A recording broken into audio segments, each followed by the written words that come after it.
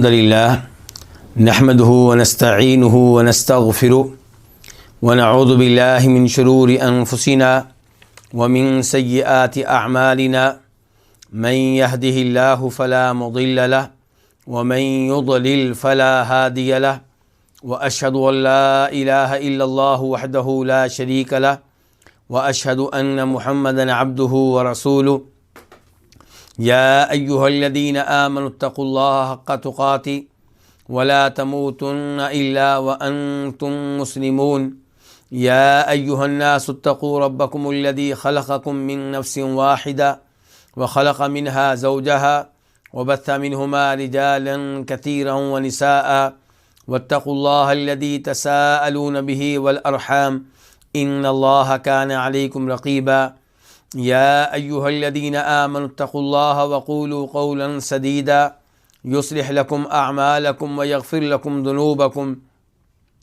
ومن يطع الله ورسوله فقد فاز فوزا عظيما أما بعد فإن خير الحديث كتاب الله وخير الهدي هدي محمد صلى الله عليه وسلم وشر الأمور محدثاتها وكل محدثة بدعة وكل بدعة ضلالة وكل ضلالة في النار۔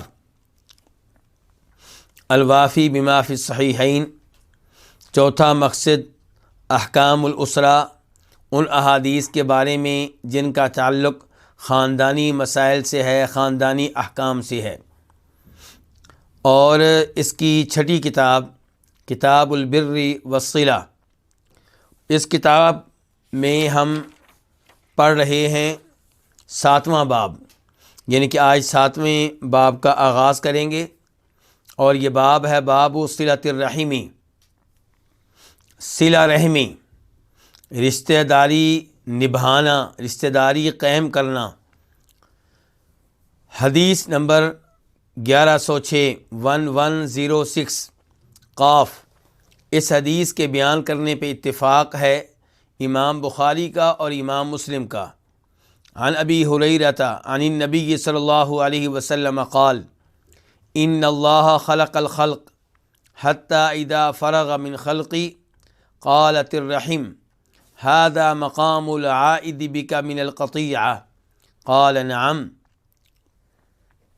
جناب ابو ہریرہ سے روایت ہے، وہ روایت کرتے ہیں نبی صلی اللہ علیہ وسلم سے کہ آپ نے فرمایا، بے شک اللہ رب العزت نے مخلوق کو پیدا کیا، یہاں تک کہ جب اللہ تعالیٰ اپنی مخلوق کی تخلیق سے فارغ ہوئے، یعنی کہ انہیں پیدا کرنے کے عمل سے فارغ ہوئے، تو قالت الرحم، تو رشتہ داری نے کہا، رحم نے کہا، ھذا مقام العائد بک من القطیعہ، یہ کھڑا ہونا ہے اس کا جو پناہ کا طلبگار ہے، بکا تجھ سے، پناہ کس چیز سے؟ من القطیعہ، قطع رحمی سے، یعنی کہ رشتہ داری بول رہی ہے، رحم بول کے کہہ رہا ہے کہ اے اللہ میں کھڑا ہوا ہوں کس حیثیت سے کہ ھذا مقام العائد بک،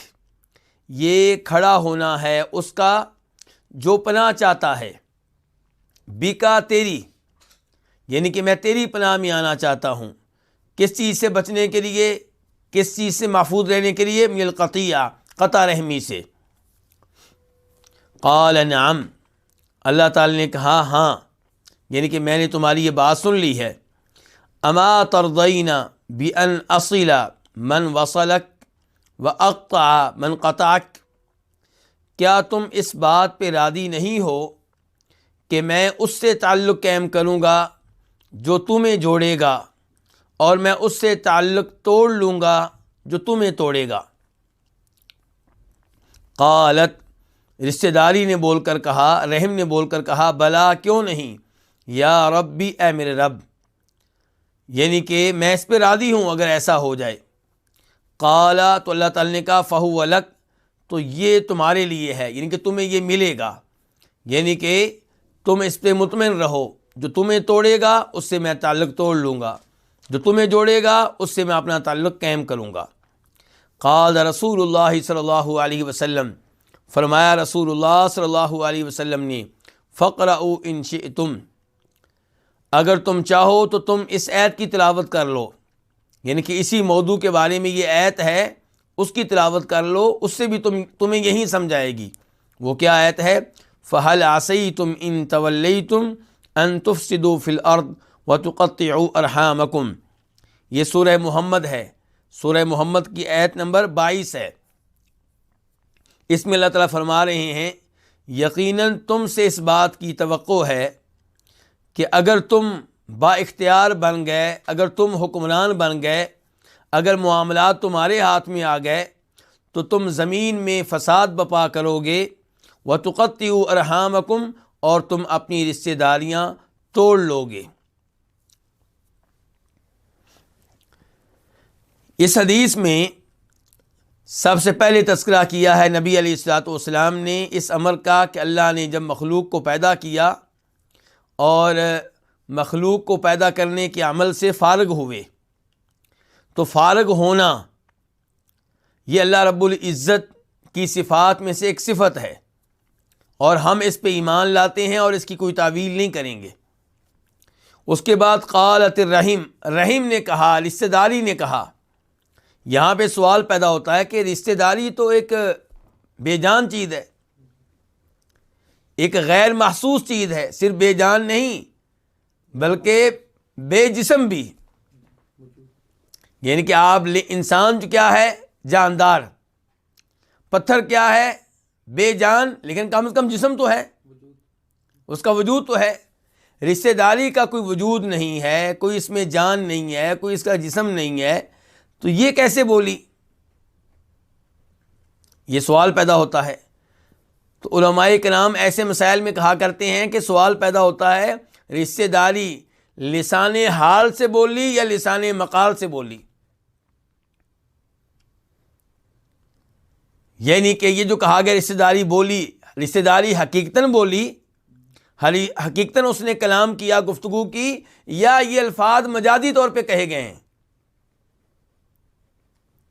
تو ہمارا ایمان یہ ہے کہ رشتہ داری حقیقتاً بولی، اور اللہ تعالیٰ ہر چیز پہ قادر ہے، اللہ تعالیٰ ہر چیز پہ قادر ہیں، تو اس میں کوئی عجیب بات نہیں ہے، یہ اللہ رب العزت کے معاملات ہیں، اور ہمارا ایمان ہے نبی علیہ الصلوۃ والسلام نے جو کچھ بتایا اس پہ، اور جو کچھ اللہ نے بتایا اس پہ، ہم اس کو اس کی حقیقت پہ اور اس کے ظاہر پہ محمول کریں گے اور کوئی تعویل نہیں کریں گے۔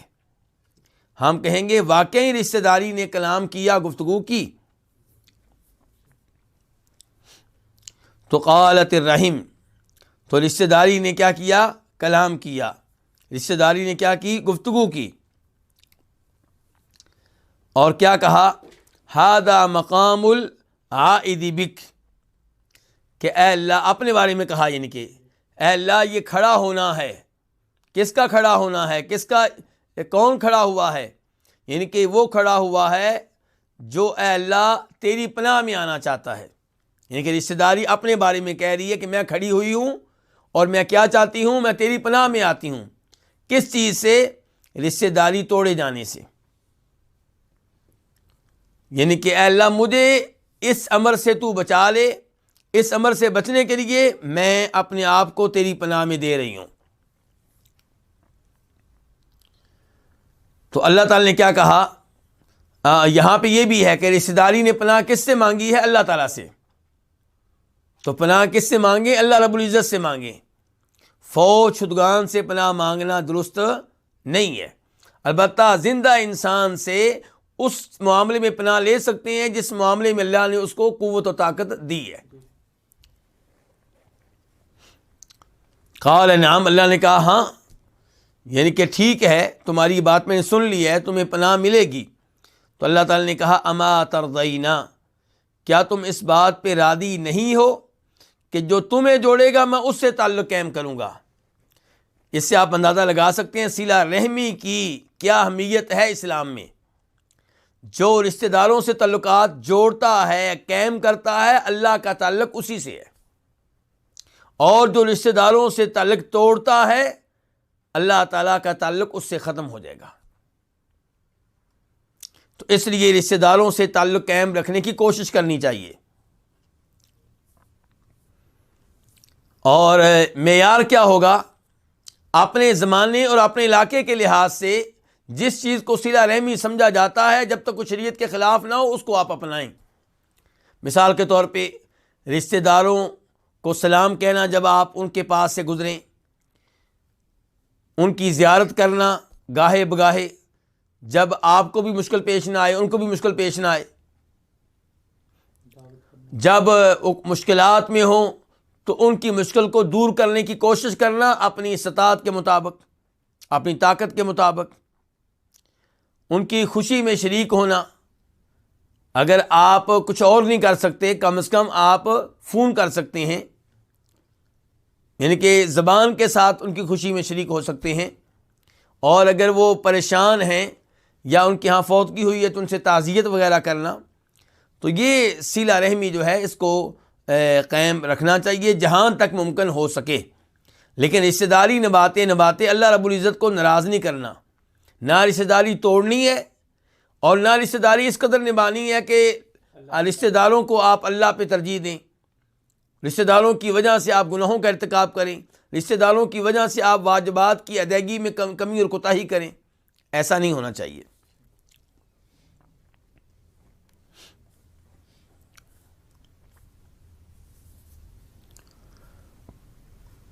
اور یہاں پہ یہ ہے کہ رشتہ داری نے اس کے جواب میں کیا کہا؟ کیوں نہیں اے میرے رب؟ تو اس سے بھی پتہ چل رہا ہے کہ رشتہ داری نے باقاعدہ گفتگو کی ہے، اور جس اللہ نے مجھے اور آپ کو گفتگو کرنے کی صلاحیت اور قوت دی ہے، اس کے لیے رشتہ داری کو بولنے کی صلاحیت دینا کون سا مشکل ہے؟ بہت سی ایسی چیزیں ہیں جنہیں ہم مانتے ہیں جبکہ وہ نظر نہیں آتی۔ آج کل تو جدید مثال مل گئی ہے، لوگ کہتے ہیں دیکھیں جی یہ وائی فائی جو سسٹم ہے، کیا یہ آپ کو نظر آتا ہے؟ لیکن آپ اس کو مانتے ہیں۔ ایسے ہی آپ یہ بجلی کا سسٹم لے لیں، کیا وہ آپ کو نظر آتی ہے؟ لیکن آپ مانتے ہیں۔ تو ان چیزوں کا وجود ہے۔ تو ایسے ہی جن کا تذکرہ قرآن و حدیث میں آیا ہے ان چیزوں پہ ایمان لانا چاہیے۔ اس کے بعد اللہ رب العزت نے رشتہ داری سے کہا فہو لک، کہ تمہیں یہ چیز مل گئی ہے، یعنی کہ تم سے میرا یہ وعدہ ہے کہ جو تمہیں جوڑے گا اسی سے میرا تعلق قائم ہوگا، اور جو تمہیں توڑے گا اس سے میرا تعلق ختم ہو جائے گا۔ تو یہ چیز جو ہے اس میں وارننگ ہے میرے لیے اور آپ کے لیے۔ تو رشتہ داروں کے ساتھ رشتہ داری نبھانے کی کوشش کرنی چاہیے۔ اس کے بعد فرمایا نبی علیہ السلام نے اپنی حدیث کی تائید میں آپ نے کہا کہ یہ آپ آیت پڑھ سکتے ہیں۔ آیت کیا ہے؟ فَهَلْ عَصَيْتُمْ إِن تَوَلَّيْتُمْ أَن تُفْسِدُوا فِي الْأَرْضِ وَتُقَطِّعُوا أَرْحَامَكُمْ، کہ اگر تمہیں اختیار مل جائے، معاملات تمہارے ہاتھ میں آ جائیں، تم زمین میں فساد برپا کرو گے، اور فساد کی ایک شکل یہ ہے کہ رشتہ داریاں توڑو گے، رشتہ داریاں توڑو گے۔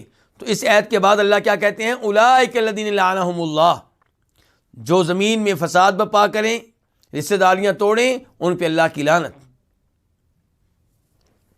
تو اس لیے یہ معاملہ بہت شدید ہے، رشتہ داریاں توڑنا، خصوصاً جب کہ بغیر کسی وجہ کے ہو، بغیر کسی سبب کے ہو، تو یہ درست نہیں ہے۔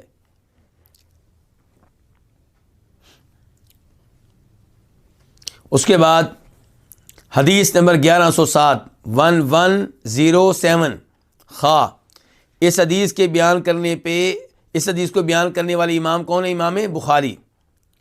عن ابی ہریرہ رضی اللہ عنہ قال سمعت رسول اللہ صلی اللہ علیہ وسلم یقول من سرہ ان یبسط له فی رزقہ وان ینسأ له فی اثرہ فلیصل رحمہ۔ جناب ابو ہریرہ سے روایت ہے، وہ کہتے ہیں کہ میں نے سنا نبی صلی اللہ علیہ وسلم سے کہ آپ فرما رہے تھے جس کو یہ بات اچھی لگے کہ اس کے رزق میں کشادگی کی جائے، اس کا رزق وسیع کر دیا جائے، اور یہ بات اچھی لگے کہ اس کی عمر بڑھا دی جائے، اس کی عمر میں اضافہ کر دیا جائے، فلیصل رحمہ، جس کو یہ دونوں کام اچھے لگتے ہیں تو پھر وہ طریقہ کار کیا اختیار کرے؟ صلہ رحمی کرے، اپنے رشتہ داروں سے تعلقات بنائے، قائم کرے، اور ان سے حسن سلوک کرے۔ یہاں سے بھی اندازہ ہوتا ہے صلہ رحمی کی اسلام میں کیا اہمیت ہے۔ آپ دیکھیے دین اسلام کتنا خوبصورت دین ہے، اس کی سبھی تعلیمات، آپ جس کی عقل صحیح سلامت ہے، مینٹل نہیں ہے، اور جس کی عقل کو غیروں نے خراب نہیں کیا، وہ مانے گا کہ اسلام کی سبھی تعلیمات ویسی ہیں جیسی ہونی چاہیے۔ کبھی اسلام کہتا ہے پڑوسیوں کا خیال رکھیں، کبھی رشتہ داروں کا، کبھی والدین کا، کبھی وائف کا، کبھی خاوند کا، کبھی بچوں کا۔ اور یہاں پہ کیا بتایا جا رہا ہے کہ اگر صلہ رحمی کریں گے تو آپ کے رزق میں اضافہ ہوگا اور آپ کی عمر بڑھ جائے گی، آپ کی عمر بڑھ جائے گی۔ بلکہ اسی معنی میں ایک حدیث آتی ہے جسے امام ترمذی روایت کرتے ہیں، اور اس کا نمبر ہے ترمذی شریف میں 2139 2139، کہ لا يرد القضاء الا الدعاء، تقدیر کو صرف دعا ہی ٹال سکتی ہے، ولا يزيد في العمر الا البر، اور نیکی میں اضافہ صلہ رحمی سے ہی ہوتا ہے اور اچھا سلوک کرنے سے ہوتا ہے، نیکیاں کرنے سے ہوتا ہے۔ اب یہ حدیث ابھی ہم نے پڑھی ہے اور یہ حدیث ابھی ترمذی میں پڑھی ہے، یہ دو حدیثیں ہو گئیں۔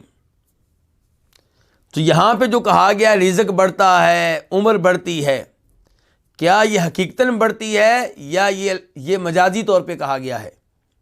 اس کی تعویل کریں گے یا اس کو حقیقت پہ محمول کریں گے، یہ مسئلہ ہے یہاں پہ۔ کچھ علماء کرام کہتے ہیں کہ اس سے مراد کیا ہے؟ مجاز۔ کیا مراد ہے؟ عمر میں اضافے سے مراد یہ ہے کہ عمر میں برکت ہوگی، یعنی کہ آپ کی عمر 70 سال ہے تو 70 سال ہی رہیں گے، ایسا نہیں ہے کہ 71 سال ہو جائیں گے، لیکن آپ کی 70 سال کی عمر میں برکت ہوگی، آپ زیادہ سے زیادہ نیکیاں کر سکیں گے۔ اللہ تعالیٰ 70 سال کی عمر میں آپ کو اتنی نیکیاں کرنے کی توفیق دے دیں گے گویا کہ آپ کی عمر 100 سال ہو گئی ہے۔ اور اللہ تعالیٰ آپ کے اوقات کو، وقت کو ضائع ہونے سے بچا لیں گے، آپ کے وقت کو گناہ میں صرف ہونے سے بچا لیں گے، تو یہ مراد ہے۔ اور کچھ علماء کرام کہتے ہیں مراد اس حدیث سے مجاز ہی ہے، لیکن مجاز کیسے؟ کہ اس کے دنیا سے چلے جانے کے بعد اس کا اچھا تذکرہ ہوتا رہے گا، اس کا اچھا تذکرہ ہوتا رہے گا، لوگ اس کا نام لیتے رہیں گے، یہ مراد ہے۔ اگر ان علماء کرام سے پوچھا جائے جو کہتے ہیں کہ اس حدیث سے مراد حقیقی معنی نہیں ہے بلکہ مجازی معنی ہے، کہ آپ نے حقیقت کی بجائے یہ مجازی معنی کیوں اختیار کیا ہے، تو وہ کہتے ہیں کہ اس بارے میں ہمارے پاس دلائل ہیں۔ کیا دلائل ہیں جی آپ کے پاس؟ کہتے ہیں مثال کے طور پہ قرآن کریم کی طرف آ جائیں، اللہ تعالیٰ کہتے ہیں فَإِذَا جَاءَ أَجَلُهُمْ لَا يَسْتَأْخِرُونَ سَاعَةً وَلَا يَسْتَقْدِمُونَ، کہ جب کسی انسان کا مرنے کا وقت آ جاتا ہے تو وہ انسان اس سے نہ ایک لمحہ پہلے مار سکتا ہے اور نہ موت کے وقت سے ایک لمحہ لیٹ ہو سکتا ہے۔ جو موت کا وقت مقرر ہے اس میں کوئی کمی بیشی نہیں ہو سکتی۔ اور یہ حدیث کیا کہہ رہی ہے کہ صلہ رحمی کرنے سے آپ کی عمر بڑھ جائے گی۔ قرآن کیا کہہ رہا ہے؟ جو وقت مقرر ہے موت کا اس میں نہ اضافہ ہوتا ہے نہ کمی ہوتی ہے۔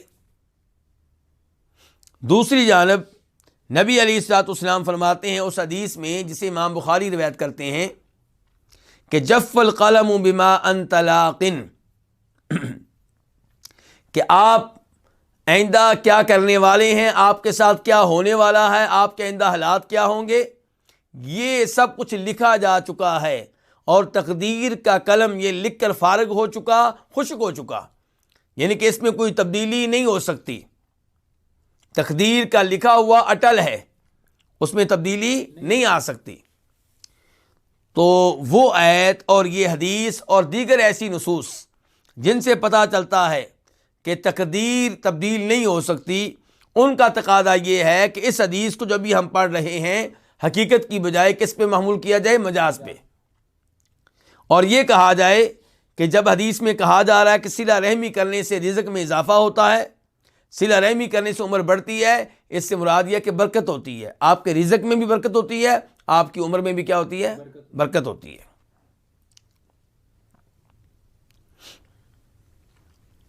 لیکن بہت سے محقق علماء کرام، ان کا موقف یہ ہے کہ ہم اس حدیث کو حقیقت پہ محمول کریں گے۔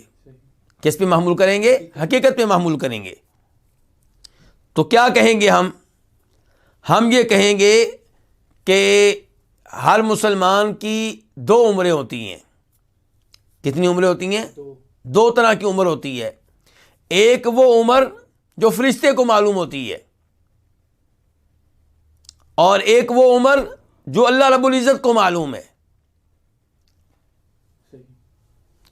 تو جو عمر فرشتے کو معلوم ہے اس میں تبدیلی ہو جاتی ہے کس کے ذریعے؟ صلہ رحمی کے ذریعے۔ یعنی کہ پہلے اس کو معلوم تھی کسی انسان کی عمر 70 سال، صلہ رحمی کرنے سے ہوگی 75 سال، تو عمر میں حقیقتاً اضافہ ہوتا ہے۔ لیکن ایسا نہیں ہے کہ اللہ کا علم تبدیل ہو جاتا ہے۔ یعنی کہ ہم یہ نہیں کہتے کہ اللہ کو معلوم نہیں تھا، اچانک مسئلہ بن گیا جی اللہ کو تو معلوم تھا کہ کسی انسان کی عمر 70 سال ہوگی، اور اب اس نے صلہ رحمی کر لی ہے، دعائیں کر لی ہیں، تو اب اللہ نے اس کی عمر بڑھا دی ہے۔ یعنی کہ اللہ کے علم میں تبدیلی آ گئی ہے، یہ وہ چیز ہوگی جو اللہ کو معلوم نہیں تھی۔ ایسا یہ بالکل غلط ہوگا۔ اور تقدیر نام ہی اللہ کے علم کا ہے۔ تقدیر کس چیز کا نام ہے؟ اللہ کے علم کا، کہ اللہ بہت پہلے سے ہمیشہ سے جانتے ہیں جو ہم کرنے والے ہیں اور جو کریں گے۔ تو اللہ کو تو پہلے سے معلوم تھا کہ ہم صلہ رحمی کریں گے یا نہیں کریں گے۔ تو اللہ کے علم میں کوئی تبدیلی نہیں ہوئی۔ لیکن جو فرشتے کا علم تھا، جس کا موت سے تعلق ہے، جس کا ہماری عمر سے تعلق ہے، اس علم میں تبدیلی آ گئی ہے۔ اور اس تقدیر کو کیا کہتے ہیں؟ تقدیر معلق۔ ایسی تقدیر کو کیا کہتے ہیں؟ تقدیر معلق۔ یعنی کہ وہ تقدیر جس میں یہ تھا کہ اگر یہ انسان صلہ رحمی نہیں کرے گا تو اس کی عمر 70 سال ہوگی، اور صلہ رحمی کرے گا تو اس کی عمر 75 سال ہوگی۔ لیکن اللہ کا علم پکا ہے، اللہ کو معلوم ہے کہ یہ صلہ رحمی کرے گا یا نہیں کرے گا، اور اس کی عمر 70 سال ہوگی یا 75 سال ہوگی۔ اللہ کا علم جو ہے وہ ایک ہی ہے۔ اللہ کا علم ایک ہی ہے، اللہ کے علم میں کوئی تبدیلی نہیں ہے۔ تو جب نبی علیہ الصلوۃ والسلام یہ فرماتے ہیں جف القلم بما انت لاقن، کہ قلم خشک ہو چکا ہے۔ کون سا قلم؟ وہ قلم جس نے یہ تحریر کر لیا ہے کہ تمہارے ساتھ کیا ہونے والا ہے اور تم دنیا میں کیا کرنے والے ہو۔ تو اس سے مراد کون سی تقدیر ہے؟ اس سے مراد تقدیر معلق نہیں ہے، اس سے مراد کیا ہے؟ تقدیر مبرم، قضائے مبرم، محکم پختہ تقدیر۔ تو اس میں کوئی تبدیلی نہیں ہے۔ تو ایک جواب دینے کا انداز علماء کرام کے ہاں یہ ہے جو میں نے آپ کو بتا دیا کہ فرشتے کے علم میں کیا آ جاتی ہے؟ تبدیلی آ جاتی ہے۔ اور دوسرا یہ کہ تقدیر میں، تقدیر جو معلق تقدیر ہے اس میں لکھا ہوتا ہے کہ یہ اگر صلہ رحمی کرے گا تو اس کی عمر کم ہوگی، اگر صلہ رحمی کرے گا تو زیادہ ہوگی، صلہ رحمی نہیں کرے گا تو کم ہوگی۔ اور یہ صلہ رحمی اس کا کرنا یہ بھی تقدیر کا حصہ ہے، یہ تقدیر سے باہر نہیں ہے۔ اللہ رب العزت فرماتے ہیں قرآن حکیم میں سورہ رعد میں، یمحو اللہ ما یشاء ویثبت وعندہ ام الکتاب۔ اللہ جو چاہتا ہے مٹا ڈالتا ہے، اور جو چاہتا ہے اسے نہیں مٹاتا بلکہ برقرار رکھتا ہے، ثابت رکھتا ہے۔ وعندہ ام الکتاب، اور اس کے پاس اصل کتاب ہے۔ تو ان الفاظ میں کتنی تقدیریں ہوگی؟ 2 تقدیریں۔ یمحو اللہ ما یشاء ویثبت، یہ وہ تقدیر ہے جس کو کیا کہتے ہیں آپ؟ معلق، کہ اللہ جو چاہتے ہیں مٹا ڈالتے ہیں اور جو چاہتے ہیں اسے ثابت رکھتے ہیں۔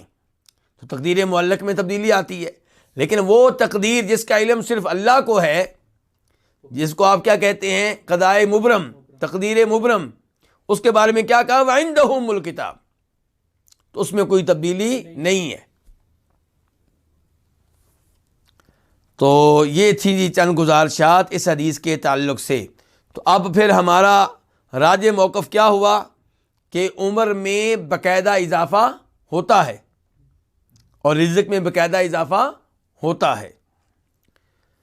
تو آپ فرما رہے ہیں من سرہ، جس کو یہ بات اچھی لگے، جو یہ چاہے، یعنی کہ جو یہ پسند کرے کہ اس کے رزق میں کشادگی کی جائے اور اس کی عمر دراز کی جائے، جو یہ پسند کرتا ہے، جو یہ چاہتا ہے، تو پھر وہ کیا کرے؟ فلیصل رحمہ، وہ انسان وہ اسباب اختیار کرے جن اسباب کی وجہ سے عمر میں بھی اضافہ ہوتا ہے، رزق میں بھی اضافہ ہوتا ہے، اور وہ کیا ہے؟ صلہ رحمی۔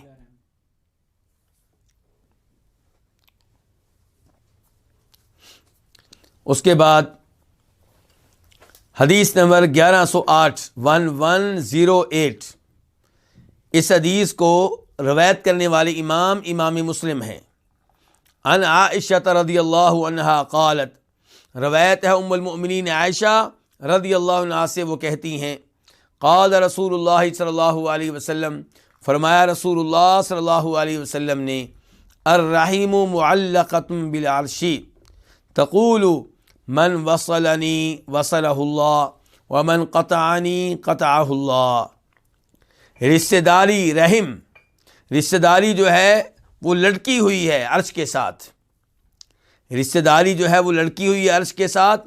تقول، وہ کہتی ہے، من وصلنی وصلہ اللہ، جو مجھے ملائے اللہ تعالیٰ اس کو ملائے گا، یا بدعا کہ جو مجھے ملائے، دعا من وصل، جو مجھے ملائے اللہ تعالیٰ اس کو ملائے، یعنی کہ اللہ تعالیٰ اس سے تعلق قائم کرے۔ ومن قطعنی قطع اللہ، اور جو مجھے توڑے، قطع رحمی کرے، اللہ تعالیٰ اس سے تعلق کو توڑے۔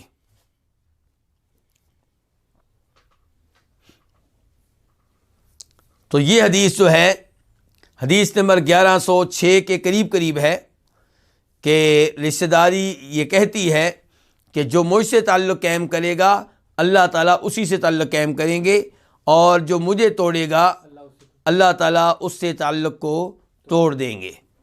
تو یہ یعنی کہ خبر بھی ہو سکتی ہے اور دعا اور بد دعا بھی، یعنی کہ دعا اس کے حق میں جو صلہ رحمی کرے، اس کے حق میں رشتہ داری کی طرف سے دعا ہے کہ اللہ تعالیٰ اس سے تعلق قائم کریں، اور جو رشتہ داری توڑے اس کے خلاف بد دعا ہے رشتہ داری کی کہ اللہ تعالیٰ اس سے تعلق کو توڑ دیں۔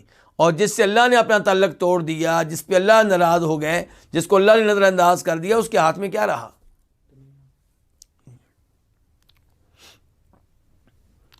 اس کے بعد باب نمبر 8، باب اثم قاطع الرحم، رشتہ داری توڑنے والے کا گناہ۔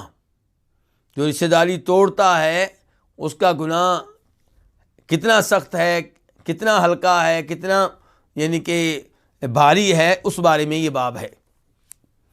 حدیث نمبر 1109 قاف، اس حدیث کے روایت کرنے پہ اتفاق ہے امام بخاری کا اور امام مسلم کا۔ عن جبیر بن مطعم انہ سمع النبی صلی اللہ علیہ وسلم یقول، جناب جبیر بن مطعم سے روایت ہے کہ انہوں نے سنا نبی صلی اللہ علیہ وسلم سے کہ آپ فرما رہے تھے، لا يدخل الجنت قاطع، رشتہ داری توڑنے والا جنت میں داخل نہیں ہو سکے گا۔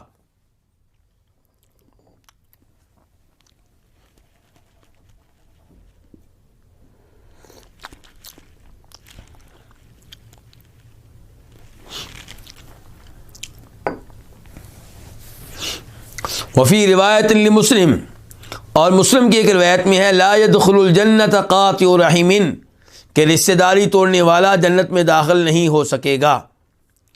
دونوں طرح کے الفاظ کا معنی ایک ہی ہے، لیکن دوسرے الفاظ میں رشتہ داری کا باقاعدہ تذکرہ آ گیا ہے۔ پہلے الفاظ میں کیا تھا؟ قاطع، توڑنے والا۔ کس کو توڑنے والا؟ یہ ذکر نہیں تھا، لیکن مشہور ہے کہ اس سے مراد ہے رشتہ داری توڑنے والا۔ لیکن دوسری حدیث میں باقاعدہ صراحت آ گئی کہ جنت میں وہ داخل نہیں ہو سکے گا جو رشتہ داری توڑنے والا ہو، قطع رحمی کرنے والا ہو۔ تو اس حدیث سے ایک تو یہ پتہ چلا کہ صلہ رحمی جنت میں جانے کے اسباب میں سے ایک سبب ہے، جبکہ رشتہ داری توڑنا یہ جنت سے محرومی کے اسباب میں سے ایک سبب ہے۔ لیکن یہاں پہ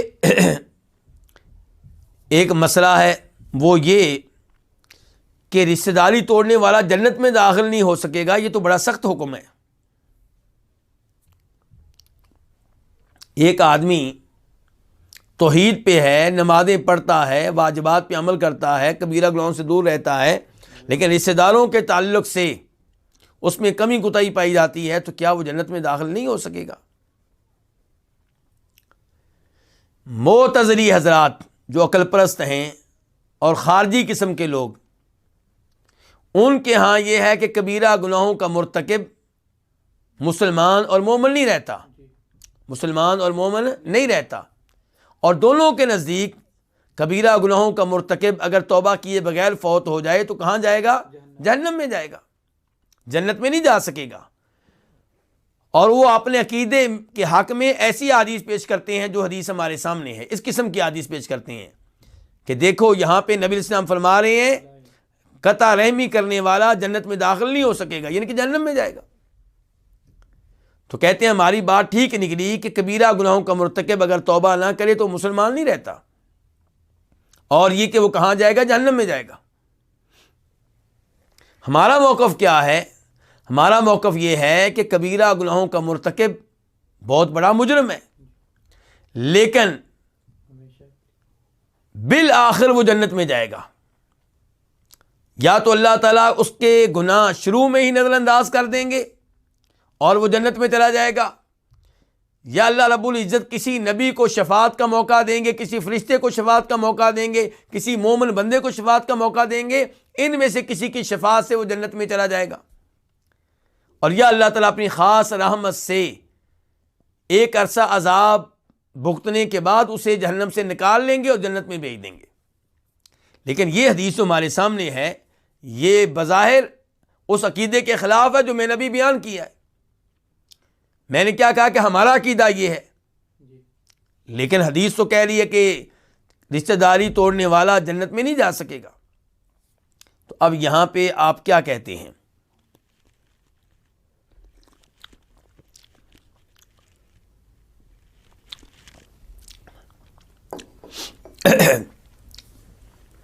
اس حدیث کا ایک مطلب یہ لیا جائے گا کہ آپ فرما رہے ہیں کہ رشتہ داری توڑنے والا جنت میں نہیں داخل ہو سکے گا، یعنی کہ جو رشتہ داری توڑنے کو حلال جانتا ہو، اس کی سوچ یہ ہے کہ رشتہ داری توڑنا کوئی جرم نہیں ہے، رشتہ داری توڑنا حلال ہے، تو ایسا آدمی جو ہے وہ یقیناً کافر ہے اور وہ کہاں جائے گا؟ جہنم میں جائے گا، کیونکہ یہ شریعت کے ایک حصے کا انکار ہے، اور جو شریعت کے کسی بھی حصے کا انکار کرے وہ کافر ہوتا ہے اور وہ جہنم میں ہی رہے گا کیونکہ کافر ہو گیا۔ مثال کے طور پہ ایک آدمی یہ کہتا ہے کہ رمضان کے روزے رکھنا میرے نزدیک فرض اور واجب نہیں ہے، تو ایسا آدمی کافر ہوا، کہاں جائے گا؟ جہنم میں جائے گا۔ دوسرا آدمی کہتا ہے رمضان کے روزے فرض ہیں لیکن بس میری سستی ہے کہ میں نہیں رکھ پاتا، یہ مجرم ہے، گنہگار ہے، پاپی ہے، لیکن بہرحال کافر نہیں ہے کیونکہ اس نے شریعت کے کسی امر کا انکار نہیں کیا۔ یہ انکار کرنے والے زیادہ خطرناک ہے۔ تو اگر کوئی کہتا ہے کہ رشتہ داری توڑنا کوئی مسئلہ ہی نہیں ہے، جائز ہے، تو ایسا آدمی چونکہ شریعت کی ایک چیز کا انکار کر رہا ہے تو وہ کہاں جائے گا؟ جہنم میں جائے گا۔ اور یہی مطلب ہے اس حدیث کا جو اللہ کے رسول نے بیان کیا ہے کہ جنت میں داخل نہیں ہو سکے گا رشتہ داری توڑنے والا، یعنی کہ رشتہ داری توڑنے کو حلال جاننے والا، جائز قرار دینے والا۔ یہ پہلا مطلب بیان کیا علماء کرام نے۔ دوسرا مطلب یہ بیان کیا گیا ہے ان الفاظ کا کہ جنت میں داخل نہیں ہو سکے گا، یعنی کہ ابتدائی طور پہ، یعنی کہ کئی لوگ وہ ہوں گے جو فوری طور پہ جنت میں جائیں گے اور کئی لوگ وہ ہیں جن کو پہلے جہنم میں پھینکا جائے گا، تو یہ ان میں سے ہوگا جو ابتدائی طور پہ جنت میں داخل نہیں ہو سکیں گے، سزا پائیں گے، سزا پانے کے بعد جنت میں داخل ہوں گے۔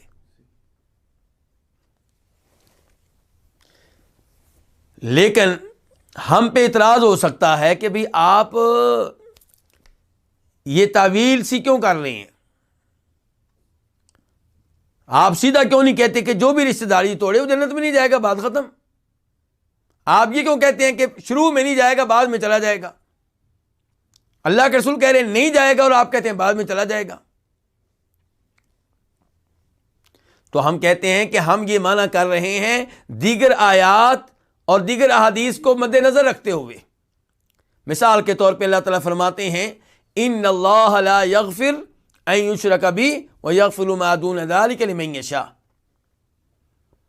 کہ اللہ تعالیٰ اسے معاف نہیں کریں گے جو شرک پہ فوت ہوا، جو شرک سے توبہ کیے بغیر فوت ہوا، لیکن ان شرک کے علاوہ گناہوں کے مرتکب وہ اللہ کی مشیت کے نیچے ہیں، اللہ چاہیں گے تو ان کو معاف کر دیں گے، چاہیں گے تو سزا دیں گے۔ تو اسے ایسے کیا پتا چلا کہ وہ مجرم جس کے لیے کوئی معافی نہیں ہے وہ کون ہے؟ کافر اور مشرک۔ مسلمان جو توحید پہ ہے، جس کے عقیدے میں کفر و شرک نہیں ہے، اس کو اللہ چاہیں گے تو عذاب دیں گے، چاہیں گے تو اللہ تعالیٰ معاف کر دیں گے۔ اور پھر ہمارے سامنے وہ حدیث ہیں، بخاری مسلم کی حدیث، جن سے پتہ چلتا ہے کہ نبی علیہ الصلوۃ والسلام اور دیگر انبیاء کرام علیہم الصلوۃ والسلام شفاعت کریں گے کئی لوگوں کی، اور ان کی شفاعت سے وہ لوگ جہنم کی بجائے کہاں جائیں گے؟ جنت میں۔ تو اس لیے اس سے پتہ چلا کہ کبیرہ گناہوں کا مرتکب بالآخر کہاں جائے پہنچے گا؟ جنت میں۔ لیکن اس کا مسئلہ مطلب یہ نہیں ہے کہ رشتہ داری توڑنا معمولی چیز ہے۔ ہم دنیا کی آگ کو ایک منٹ کے لیے برداشت نہیں کر سکتے، تو اگر کسی کو اللہ معاف فرمائے رشتہ داری توڑنے کی وجہ سے جہنم میں پھینک دیا گیا، چاہے بعد میں نکال لیا جائے، کیا جہنم کی آگ جو دنیا کی آگ سے 70 گنا تیز ہے اسے ہم برداشت کر لیں گے؟ ایک لمحہ برداشت نہیں کر سکتے۔ تو اس لیے ایسے امور کو ہلکا نہیں لینا چاہیے۔ اگر میرے کسی ماں، میرے کسی بہن بھائی سے یا مجھ سے رشتہ داروں کے بارے میں کوتاہی ہو رہی ہے تو اس کا ازالہ کرنا چاہیے، اس معاملے میں نظر ثانی کرنی چاہیے، اور اپنے معاملات رشتہ داروں سے صاف ستھرے رکھنے چاہیے۔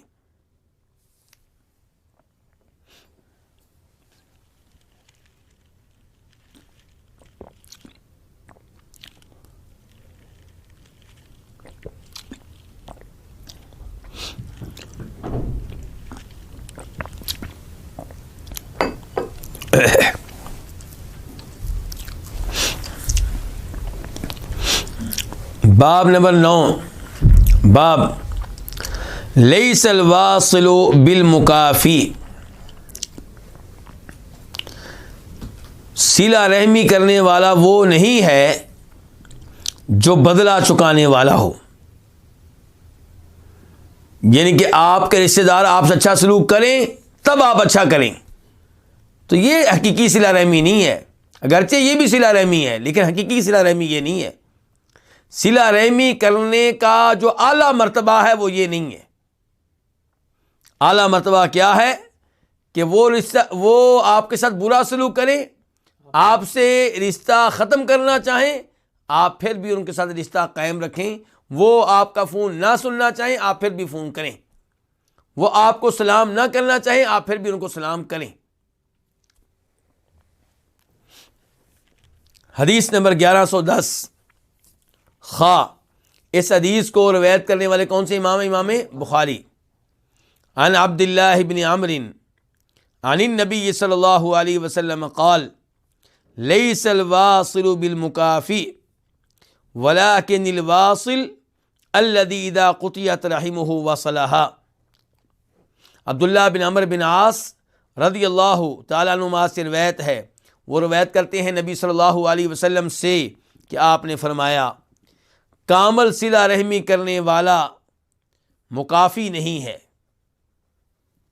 جو مکافی ہو، جو اسی سے، اس رشتہ دار سے اچھا سلوک کرے جو اس سے اچھا سلوک کرے، تو یہ حقیقی طور پہ صلہ رحمی کرنے والا یہ نہیں ہے۔ یعنی کہ صلہ رحمی قائم کرنے میں اعلیٰ درجہ رکھنے والا، اعلیٰ مقام رکھنے والا یہ نہیں ہے۔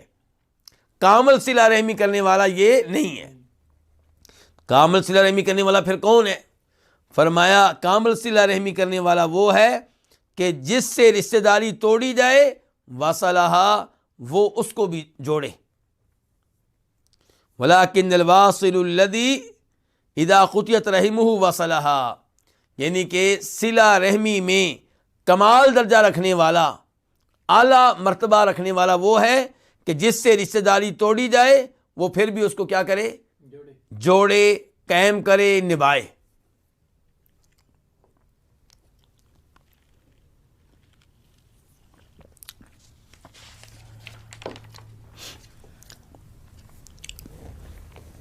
ایک اور حدیث میں نبی علیہ السلام فرماتے ہیں اس شخص سے جو آپ کے پاس آیا اور کہنے لگا اللہ کے رسول میرے رشتہ دار ہیں، میں ان سے تعلق قائم کرتا ہوں وہ توڑتے ہیں، میں ان سے حسن سلوک کرتا ہوں برا سلوک کرتے ہیں۔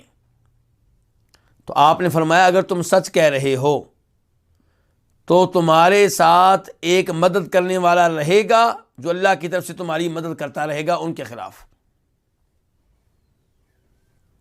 تو کہنے کا مطلب یہ ہے کہ جو رشتہ دار آپ سے اچھا سلوک نہیں کرتے ان سے بھی آپ اچھا سلوک کرنے کی کوشش کریں۔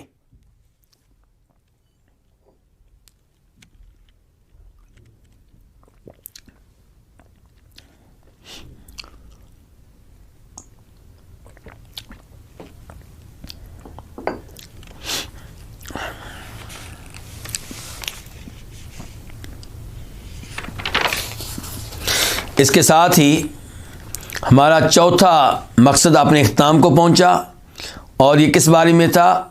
ان احادیث کے بارے میں جن کا تعلق کس سے ہے؟ خاندان کے احکام و مسائل سے، اور اس میں 6 کتابیں تھیں۔ آخری کتاب کیا تھی؟ کتاب البر والصلہ، رشتہ داروں سے اچھا سلوک کرنا، صلہ رحمی کرنا، یہ۔ اور اب ہم منتقل ہوتے ہیں 5ویں مقصد کی طرف، وہ کیا ہے؟ الحاجات الضروریہ، ضروری حاجتیں۔ مثال کے طور پہ کھانا پینا انسان کی ضروری حاجت ہے، تو ایسے امور کے بارے میں یہ 5واں مقصد ہے۔ اور پہلی کتاب جو قائم کی ہے کتاب کے مؤلف نے وہ کیا ہے؟ الطعام والشراب، کھانا پینا۔ تو پہلی کتاب کس کے بارے میں ہے؟ کھانے پینے کے بارے میں۔ اور اس پہلی کتاب میں پھر کئی فصلیں ہیں، ان میں سے پہلی فصل جو ہے الفصل الاول الاطعمہ وآداب الاکل، پہلی فصل جو ہے وہ کھانوں کے بارے میں ہے اور کھانے کے آداب کے بارے میں۔ اس میں پہلا باب اکل الحلال والتسمیہ والاکل بالیمین، حلال کھانا اور کھانے پہ بسم اللہ پڑھنا، اللہ کا نام لینا، والاکل بالیمین، اور دائیں ہاتھ سے کھانا۔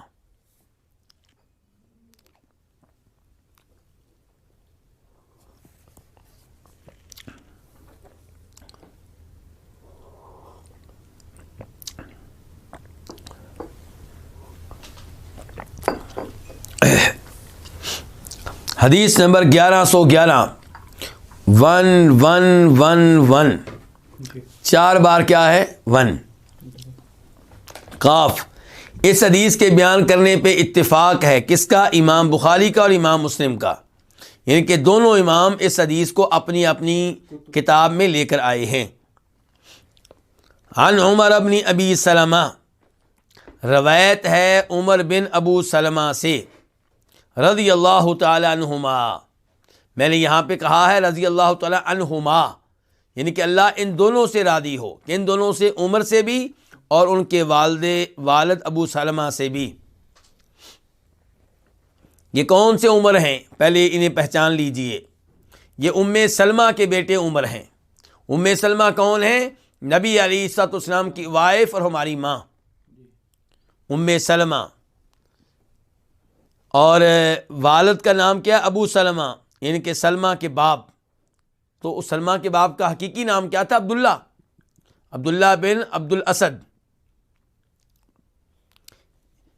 یہ عبداللہ بن ابو الاسد جو ہے، عبداللہ بن عبد الاسد جو ابو سلمہ ہیں، یہ فوت ہوئے تو تب نبی علیہ الصلوۃ والسلام نے ام سلمہ سے نکاح کیا تھا،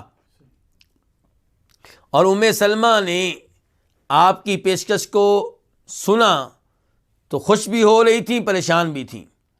خوش تھیں کہ نبی علیہ الصلوۃ والسلام جیسا شوہر ملے گا، پریشان یہ تھی کہ بچوں کا کیا بنے گا، اور بچوں کی موجودگی میں شاید آپ کی صحیح خدمت بھی نہ کر سکوں۔ تو نبی علیہ الصلوۃ والسلام نے ان بچوں کی سرپرستی فرمائی۔ اور ام سلمہ کہا کرتی تھیں جب ابو سلمہ فوت ہوئے کہ میں وہ دعا پڑھوں جو سکھائی ہے نبی علیہ الصلوۃ والسلام نے۔ کیا سکھائی ہے؟ کہ جب کسی پہ مصیبت آئے تو وہ کیا کہے، انا للہ و انا الیہ راجعون، اللہم اجرنی فی مصیبتی واخلف لی خیرا منہا۔ یہ پوری دعا پڑھے تو اللہ تعالیٰ اسے اس مصیبت کا متبادل دے گا۔ تو میں سوچتی تھی کہ ابو سلمہ کا متبادل کون ہو سکتا ہے، مسلمانوں میں کوئی ہے ہی نہیں جو ان کا متبادل بن سکے۔ تو یہ ان کے خیال میں بھی نہیں تھا کہ اللہ کے رسول پیغام بھیجیں گے۔ تو جب دعا پڑھ لی، کہتی ہیں کہ میں نے دعا پڑھ لی اللہ کے رسول کی حدیث پہ ایمان لاتے ہوئے، ایمان لانا، تو ایمان لے آئیں، دل سے یہ دعا پڑھی تو اللہ تعالیٰ نے ام سلمہ سے بہتر خاوند دیا اور ابو سلمہ سے بہتر خاوند دیا، اور وہ کون ہے؟ نبی علیہ الصلوۃ والسلام۔ تو عمر بن ابو سلمہ اس لحاظ سے پھر نبی علیہ السلام کی یعنی کہ زیر تربیت تھے، آپ کی گود میں پرورش پائی ہے۔ تو یہ ان سے روایت ہے۔ قال، وہ کہتے ہیں کنت غلاما فی حجر رسول اللہ صلی اللہ علیہ وسلم، میں نبی علیہ الصلوۃ والسلام کی گود میں تھا، میں بچہ تھا، نبی علیہ الصلوۃ والسلام کی گود میں تھا، یعنی کہ آپ کے زیر تربیت تھا، آپ میرے مربی تھے، آپ میرے باپ کی جگہ پہ تھے۔ وکانت یدی تطیش فی الصحفاتی، اور میرا ہاتھ پلیٹ میں گھوما کرتا تھا، حرکت کیا کرتا تھا، یعنی کہ جب میں پلیٹ میں کھانا کھاتا تو کبھی کھانا ادھر سے لیتا، کبھی ادھر سے لیتا، کبھی ادھر سے لیتا۔ فقال علی رسول اللہ صلی اللہ علیہ وسلم، تو مجھ سے کہا رسول اللہ صلی اللہ علیہ وسلم نے، یا غلام، اے لڑکے، اے بچے، سم اللہ، کیا کرو؟ اللہ کا نام لو، وکل بیمینی کا، اور اپنے دائیں ہاتھ سے کھاؤ، وکل مما یلی کا، اور کھاؤ اس میں سے جو تمہارے قریب ہے۔ فما زالت تلک طعمتی بعد، عمر کہتے ہیں اس کے بعد میرے کھانا کھانے کا یہی طریقہ رہا۔ کون سا؟ جو اللہ کے رسول نے بتا دیا تھا۔ تو نبی علیہ الصلوۃ والسلام کی بات سنی ہے، پوری زندگی اس پہ عمل کیا ہے۔ کیا میرے بچے، آپ اور آپ کے بچے بھی ایسے ہی ہیں کہ ادھر حدیث سنی اور ادھر عمل شروع ہو گیا پوری زندگی کے لیے؟ یہ عمر بچے ہیں، اللہ کے رسول نے بتا دیا تو کہتے ہیں پوری زندگی اسی پہ عمل کیا ہے۔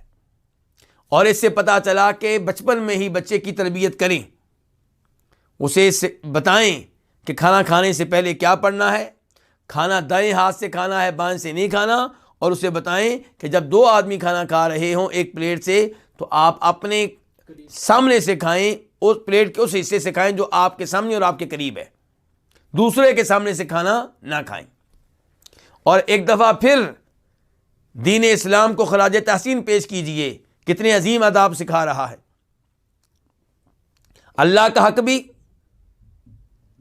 اور اپنا فائدہ بھی اور دوسروں کا فائدہ بھی۔ جب مل کے 2 یا 3 آدمی کھانا کھائیں گے اور آپ ان کے سامنے سے کھانا لیں گے تو شاید وہ اس کو برا محسوس کریں، ان کے دل میں آپ کی نفرت بیٹھے، اور شاید وہ اچھے طریقے سے کھانا کھا بھی نہ سکیں آپ کی وجہ سے۔ جی، تو اس لیے نبی علیہ الصلوۃ والسلام کی یہ تعلیمات بڑی شاندار اور بڑی عمدہ ہیں۔ آپ کو بطور نبی پہچاننا ہو تو اس کے کئی طریقے ہیں، ان میں سے ایک طریقہ یہ بھی ہے کہ آپ دیکھیں کہ نبی علیہ الصلوۃ والسلام کی تعلیمات کتنی شاندار ہیں۔ اچھا جی، اب آتے ہیں صرف کیا تعلیمات ہیں آپ کی۔ ایک تو آپ نے کہا کہ سم اللہ، اللہ کا نام لے کے کھانا کھانا ہے۔ تو اللہ کا نام لینا کھانا کھانے سے پہلے یہ کیا ہے؟ یہ واجب ہے۔ صحیح بات کیا ہے کہ یہ واجب ہے۔ کئی علماء کرام اس کو کہتے ہیں کہ یہ مستحب ہے، بہتر ہے، لیکن صحیح بات یہ کہ واجب ہے، کیونکہ آپ حکم دے رہے ہیں۔ آپ کیا دے رہے ہیں؟ حکم۔ سم اللہ، کھانا کھانے سے پہلے اللہ کا نام لو، اور آپ کے حکم پہ عمل کرنا کیا ہوا کرتا ہے؟ واجب ہوا کرتا ہے۔ اب اس حکم کی تعمیل کرتے ہوئے کیا الفاظ کہنے ہیں؟ کیا بسم اللہ کہنا ہے یا بسم اللہ الرحمن الرحیم کہنا ہے؟ یہ مسئلہ ہے ایک۔ تو حافظ ابن حجر رحمہ اللہ جو فتح الباری کے شارح ہیں وہ کہتے ہیں کہ کھانے پہ اللہ کا نام لینے سے مراد ہے بسم اللہ پڑھنا۔ کیا پڑھنا؟ بسم اللہ پڑھنا، یعنی کہ بسم اللہ الرحمن الرحیم نہیں بلکہ بسم اللہ پڑھنا۔ اور علماء کرام کہتے ہیں کہ اس کے دلائل میں سے ایک واضح دلیل وہ حدیث ہے جسے امام ابو داؤد اور ترمذی روایت کرتے ہیں۔ ابو داؤد شریف میں اس کا نمبر کیا ہے؟ 3767، اور شیخ البانی نے اسے صحیح قرار دیا ہے۔ وہ کیا ہے کہ اذا اکل احدکم، جب تم میں سے کوئی کھانا کھائے، فلیذکر اسم اللہ، تو وہ کیا لے؟ اللہ کا نام لے۔ اسم اللہ، اللہ کا نام، تو بسم اللہ اللہ کا نام، اللہ کا نام لے کے کھاتا ہوں۔ اور آگے دیکھیں، آپ کہہ رہے ہیں فإن نسیہ، اگر بھول جائے اللہ کا نام لینا کھانے کے آغاز میں تو کیا پڑھے؟ بسم اللہ اول و آخرہ۔ آپ نے یہ نہیں کہا بسم اللہ الرحمن الرحیم اول و آخرہ، کیا کہا ہے؟ بسم اللہ اول و آخرہ۔ یہ الفاظ کہے کہ میں پہلے تو بسم اللہ نہیں پڑھ سکا، اب میں کیا کہتا ہوں؟ بسم اللہ اول و آخرہ، کہ اللہ کا نام کھانے کے شروع میں بھی اور کھانے کے آخر میں بھی۔ تو یہ جو آپ نے کہا بسم اللہ اول و آخرہ، اس سے بھی پتہ چلا تو کیا کہنا چاہیے کھانے سے پہلے؟ بسم اللہ۔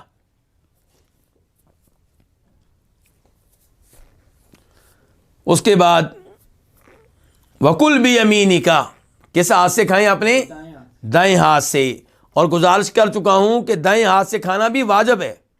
کئی علماء کرام یہ کہتے ہیں کہ دائیں ہاتھ سے کھانا کھانا بہتر ہے، اور اگر بائیں ہاتھ سے بھی کھا لیں تو گناہ نہیں ہوگا۔ صحیح بات یہ ہے کہ دائیں ہاتھ سے کھانا کھانا واجب ہے، ضروری ہے، اور اس واجب پہ عمل نہیں کریں گے اور آپ کی کوئی مجبوری بھی نہیں ہے تو آپ گنہگار ہوں گے۔ امام شافعی رحمہ اللہ اپنی کتاب میں واضح کرتے ہیں کہ اس دائیں ہاتھ سے کھانا کھانا کیا ہے؟ واجب ہے۔ وہ کہتے ہیں اس لیے کہ بائیں ہاتھ سے کھانا کھانے کے بارے میں وارننگ آئی ہے حدیث میں۔ وہ مسلم شریف کی حدیث ہے جس میں سلمہ بن اکوع کہتے ہیں کہ نبی علیہ السلام نے ایک آدمی کو دیکھا کہ وہ بائیں ہاتھ سے کھانا کھا رہا تھا۔ کس ہاتھ سے کھانا کھا رہا تھا؟ بائیں ہاتھ سے۔ تو آپ نے کہا کل بیمینک، کس ہاتھ سے کھانا کھاؤ؟ دائیں ہاتھ سے۔ اس نے کہا لا استطیع، میں دائیں ہاتھ سے کھانا کھانے کی استطاعت نہیں رکھتا۔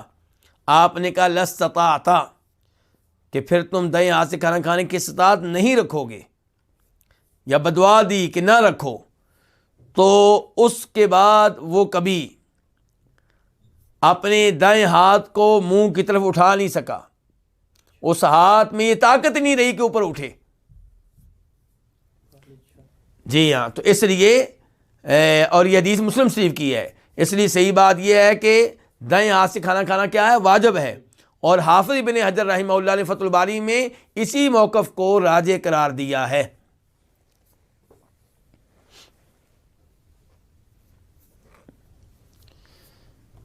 اس کے بعد وَكُلْ مِمَّا يَلِيكَ، اس کی وضاحت ہو چکی ہے کہ جب کھانا کھائیں تو کہاں سے کھائیں؟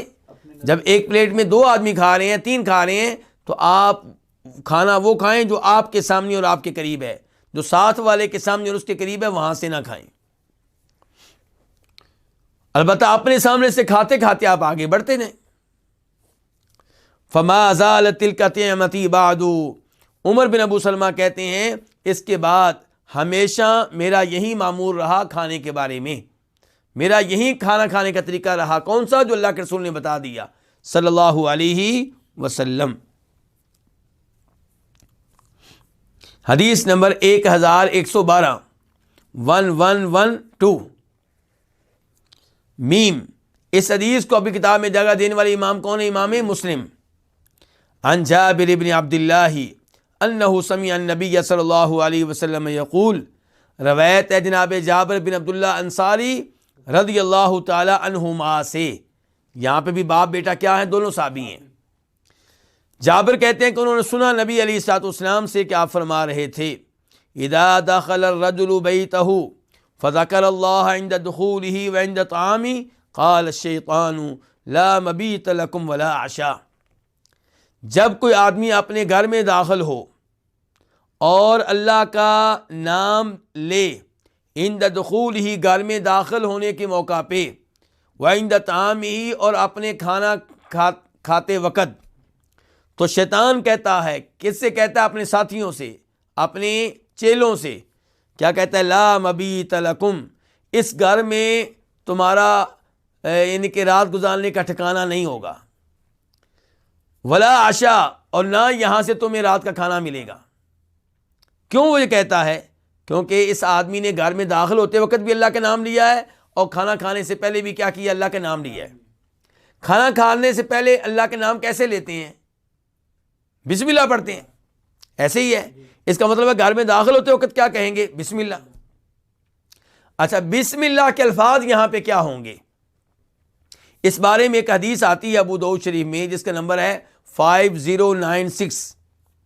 اس میں فرماتے ہیں نبی علیہ الصلوۃ والسلام یہ دعا سکھاتے ہوئے گھر میں داخل ہونے کے لیے کہ اللہم انی اسألک خیر المولج و خیر المخرج، بسم اللہ ولجنا و بسم اللہ خرجنا وعلی اللہ ربنا توکلنا. کہ اے اللہ، میں تو اس سے سوال کرتا ہوں کہ گھر میں میرا داخل ہونا بھی بہترین ہو اور گھر سے میرا نکلنا بھی بہترین ہو، خیر پہ مبنی ہو. اللہ کے نام سے ہی ہم داخل ہوئے، اللہ کے نام سے ہی ہم نکلے، اور اللہ پہ جو ہمارا رب ہے ہم نے توکل کیا.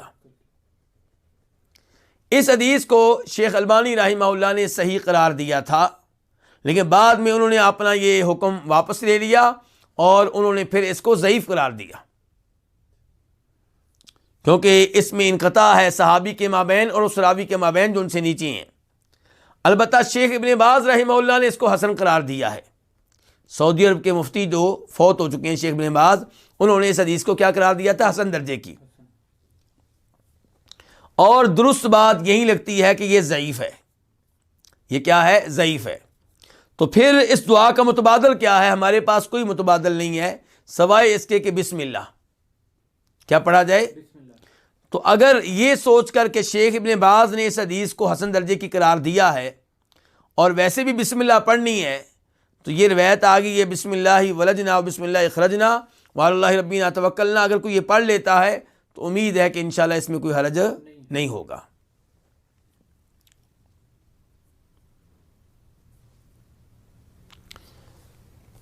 اب آتے ہیں ہم، یہاں پہ یہ بھی بتا دوں کہ ابھی جو ہم حدیث پڑھ رہے ہیں اس میں کیا آیا ہے کہ اللہ کا ذکر کریں، اللہ کا نام لیں گھر میں داخل ہوتے وقت، اور پھر سلام بھی کہنا چاہیے. گھر میں داخل ہوں، ایک تو اللہ کا نام لیں، مثال کے طور پہ بسم اللہ، یا یہ پڑھ لیں بسم اللہ ولجنا بسم اللہ خرجنا، اور دوسرے نمبر پہ کیا کریں؟ سلام کہیں، اگرچہ گھر میں کوئی بھی موجود نہ ہو، اگرچہ گھر میں کوئی بھی موجود نہ ہو. اللہ تعالیٰ فرماتے ہیں فَإِذَا دَخَلْتُمْ بُيُوتًا فَسَلِّمُوا عَلَىٰ أَنفُسِكُمْ تَحِيَّةً مِّنْ عِندِ اللَّهِ مُبَارَكَةً طَيِّبَةً. جب تم گھر میں داخل ہونے لگو تو کیا کہو؟ سلام کہو، اپنے آپ کو سلام کہو. تو اگر گھر میں کوئی نہیں ہے تو پھر الفاظ آپ کے کیا ہوں گے؟ آپ یوں کہہ سکتے ہیں السلام علینا وعلی عباد اللہ الصالحین، سلام ہو ہم پہ اور اللہ کے نیک بندوں پہ. امام بخاری روایت کرتے ہیں الادب المفرد میں عبداللہ بن عمر سے، ان سے یہ ثابت ہے کہ جب گھر میں آپ داخل ہوں کوئی اور نہ ہو تو پھر کیا پڑھنا چاہیے؟ السلام علینا وعلی عباد اللہ الصالحین. اور اس روایت کو شیخ البانی نے حسن درجے کی قرار دیا ہے. اب آتے ہیں اپنی اس حدیث کی طرف کہ جب کوئی آدمی اپنے گھر میں داخل ہو تو اللہ کا نام لے عند دخول ہی، داخل ہوتے وقت، وعند طعامی، اور کھانا کھاتے وقت. قال الشیطان، تو شیطان کیا کہتا ہے؟ کس سے کہتا ہے؟ اپنے چیلوں سے، اپنے ساتھیوں سے، لا مبیت لکم، تمہارا رات کا ٹھکانہ نہیں ہوگا اور نہ ہی رات کا کھانا ہوگا ان کے اس گھر میں. اب یہ شیطان کا گفتگو کرنا یہ کس نے بتایا ہمیں؟ نبی علیہ الصلوۃ والسلام نے.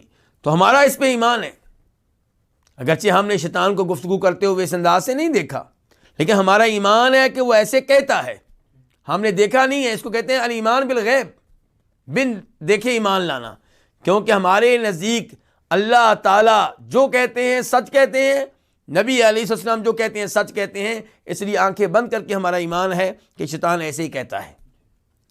اور اس سے پتہ چلا کہ اللہ کے ذکر میں کتنی قوت اور طاقت ہے۔ گھر میں داخل ہوں بسم اللہ آپ کہیں، شیطان آپ کے گھر میں رات نہیں گزار سکے گا۔ کھانا کھاتے ہوئے آپ بسم اللہ کہیں، شیطان آپ کے کھانے میں شریک نہیں ہو سکے گا۔ لیکن گھر میں داخل ہونے والا ہر فرد بسم اللہ پڑھے، اگر ایک پڑھے دوسرا نہ پڑھے تو چور دروازہ تو کھل گیا شیطان کے لیے۔ ایسی کھانا کھاتے ہوئے سب بسم اللہ پڑھیں۔ وَإِذَا دَخَلَ فَلَمْ يَذْكُرِ اللَّهَ عِنْدَ دُخُولِهِ، اور جب کوئی داخل ہو کس میں؟ اپنے گھر میں، اور اللہ کا نام نہ لے، عند دخولہ، گھر میں داخل ہوتے وقت، تو قال الشیطان، شیطان کہتا ہے ادرکتم المبیت، شیطان اپنے ساتھیوں سے کیا کہتا ہے؟ تم نے رات کا ٹھکانہ حاصل کر لیا ہے، پا لیا ہے۔ یعنی کہ یہ آدمی گھر میں داخل ہوا ہے، اس نے بسم اللہ نہیں پڑھی، دروازہ کھل گیا ہمارے لیے، آج رات ہمارا قیام اسی گھر میں ہوگا۔ آپ دیکھیں ہم خود ہی ان چوروں کو، ان ڈاکوؤں کو، کون چور ڈاکو؟ شیطان، ان سے بڑا چور ڈاکو کون ہوگا؟ ان کو خود ہی اپنے گھر میں داخل کرتے ہیں۔ کتنی احتیاط کرنی چاہیے ہمیں اس مسئلے میں۔ اپنے ہر بچے کو عادت ڈالی جائے کہ جب بھی گھر میں داخل ہو کیا پڑھے؟ بسم اللہ پڑھے۔ وَإِذَا لَمْ يَذْكُرِ اللَّهَ عِنْدَ طَعَامِهِ، اور جب وہ اللہ کا نام نہ لے کس موقع پہ؟ کھانا کھاتے وقت، تو قال، وہ شیطان کہتا ہے اپنے چیلوں سے، ساتھیوں سے، ادرکتم المبیت والعشاء، کہ تم نے حاصل کر لیا رات کا ٹھکانہ بھی، رات کا کھانا بھی، تمہیں دونوں چیزیں مل گئی ہیں۔ یعنی کہ اسی گھر میں رات گزاریں گے اور کھانا بھی ادھر سے ان کے ساتھ کھائیں گے، کیونکہ انہوں نے بسم اللہ نہیں پڑھی۔ دیکھیں بسم اللہ میں کتنی قوت و طاقت ہے۔ یعنی کہ آپ کے پاس یہ کلاشن کوف ہے جس سے آپ کس کو مارتے ہیں؟ شیطان کو۔ شیطان یہ بسم اللہ جب آپ نے پڑھ لی آپ کے قریب نہیں آ سکے گا، کھانے میں شریک نہیں ہو سکے گا، گھر میں داخل ہوتے وقت کہیں گے تو گھر میں داخل نہیں ہو سکے گا۔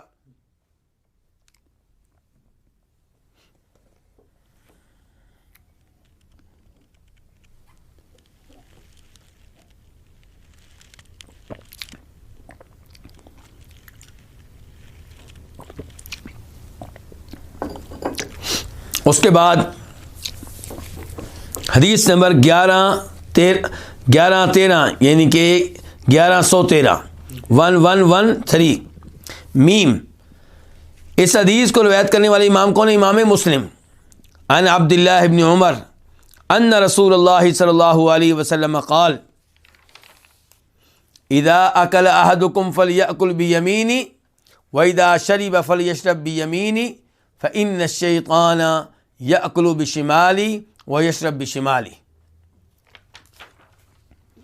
عبداللہ بن عمر سے روایت ہے کہ بے شک رسول اللہ صلی اللہ علیہ وسلم نے فرمایا، جب تم میں سے کوئی کھائے، ان کے کوئی بھی چیز کھائے، جب تم میں سے کوئی بھی کھائے تو اس کو چاہیے کہ اپنے دائیں ہاتھ سے کھائے۔ کس ہاتھ سے کھائے؟ دائیں ہاتھ سے۔ وَإِذَا شَرِبَ، اور جب کوئی چیز پیے تو فَلْيَشْرَبْ بِيَمِينِهِ، کس ہاتھ سے پیے؟ دائیں ہاتھ سے۔ کیوں؟ وجہ کیا ہے؟ سبب کیا ہے؟ آپ کہتے ہیں فَإِنَّ الشَّيْطَانَ، کیونکہ شیطان کھاتا ہے اپنے بائیں ہاتھ سے، وَيَشْرَبْ بِشِمَالِهِ، اور شیطان پیتا ہے اپنے بائیں ہاتھ سے۔ چونکہ شیطان بائیں ہاتھ سے کھاتا ہے، شیطان بائیں ہاتھ سے پیتا ہے، تو ہمارے لیے بائیں ہاتھ سے کھانا ممنوع ہو گیا، بائیں ہاتھ سے پینا ممنوع ہو گیا۔ کس لیے؟ شیطان کی وجہ سے۔ پتہ چلا کہ شیطان کے اعمال سے مسلمانوں کو بچنا چاہیے، دور رہنا چاہیے۔ کیوں؟ ان الشیطان لکم عدو فاتخذوه عدوا، اللہ تعالیٰ فرماتے ہیں شیطان تمہارا دشمن ہے، اسے دشمن سمجھو، اس کے ساتھ ڈیلنگ وہ کرو جو کس کے ساتھ کی جاتی ہے؟ دشمن کے ساتھ کی جاتی ہے۔ انما یدعو حزبہ لیکونوا من اصحاب السعیر، اگر کوئی شیطان کے پیچھے چلتا ہے تو وہ یاد رکھے کہ شیطان اس کو جنت میں لے کر نہیں جائے گا۔ کہاں لے کر جائے گا؟ جہنم میں لے کر جائے گا۔ تو بہرحال یہاں سے اصول معلوم ہو گیا کہ صرف یہ کام نہیں، کوئی بھی ایسا کام جس کے بارے میں شریعت بتائے کہ وہ شیطان کرتا ہے، اس سے مسلمان نے بچنا ہے، اس سے دور رہنا ہے، شیطان کی مشابہت اختیار نہیں کرنی۔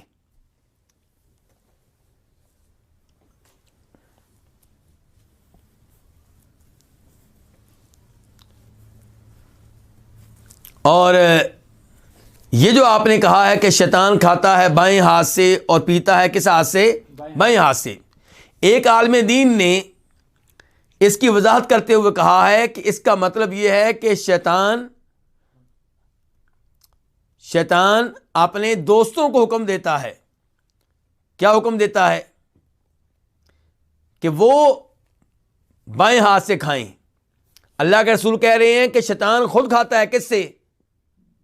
بائیں ہاتھ سے، اور پیتا ہے کس سے؟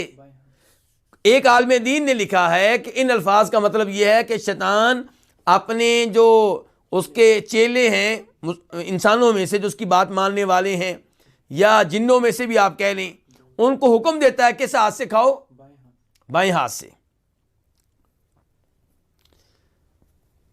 تو ان الفاظ میں تعویل ہے۔ اللہ کے رسول تو کہہ رہے ہیں کہ شیطان خود کھاتا ہے کس ہاتھ سے؟ بائیں سے، اور پیتا ہے بائیں سے۔ اور یہ عالم دین کہہ رہے ہیں کہ اس کا مطلب ہے کہ شیطان اپنے جو دوست ہیں ان کو آرڈر دیتا ہے کہ تم بائیں ہاتھ سے کھاؤ، یعنی کہ گویا کہ خود نہیں کھاتا۔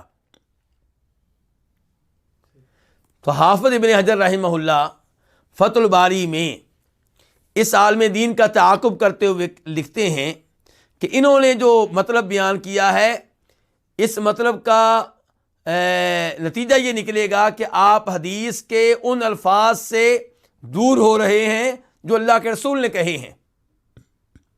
اللہ کے رسول تو کہہ رہے ہیں کہ یاکلوا بشمالی، شیطان بائیں ہاتھ سے کھاتا ہے۔ آپ نے یہ نہیں کہا کہ حکم دیتا ہے، شیطان حکم دیتا ہے بائیں ہاتھ سے کھانے کا۔ تو اس لیے حافظ ابن حجر کہتے ہیں بہتر کیا ہے؟ والاولی حمل الخبر علی ظاہرہ، کہتے ہیں بہتر ہوگا کہ حدیث کو آپ اس کے ظاہری معنی پہ محمول کریں، اور یہ معنی کہ الشیطان یاکل حقیقتاً، کہ شیطان حقیقی طور پہ کھاتا ہے۔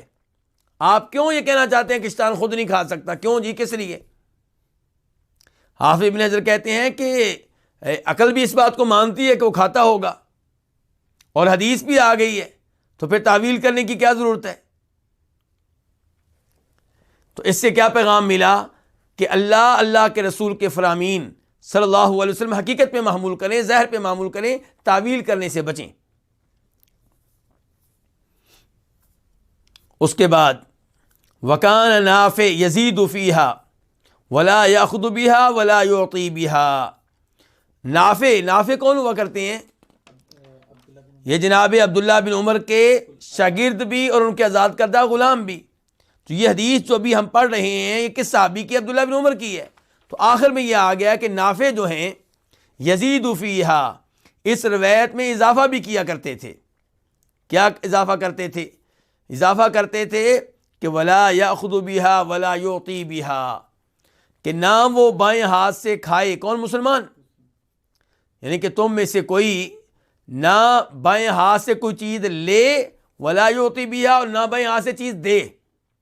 ان کہ آپ نے جب یہ کہا کہ بائیں ہاتھ سے کھانا نہیں ہے، بائیں ہاتھ سے پینا نہیں ہے، تو یہ بھی کہا کہ ولا یاخذ بہا، اور نہ کوئی چیز پکڑے لے کس ہاتھ سے؟ بائیں ہاتھ سے۔ ولا یعطی بہا، اور نہ کوئی چیز کسی کو دے کس ہاتھ سے؟ بائیں ہاتھ سے۔ آج آپ دیکھیں ہمارے مسلمان بچے بالکل پرواہ نہیں کرتے دائیں بائیں ہاتھ کی۔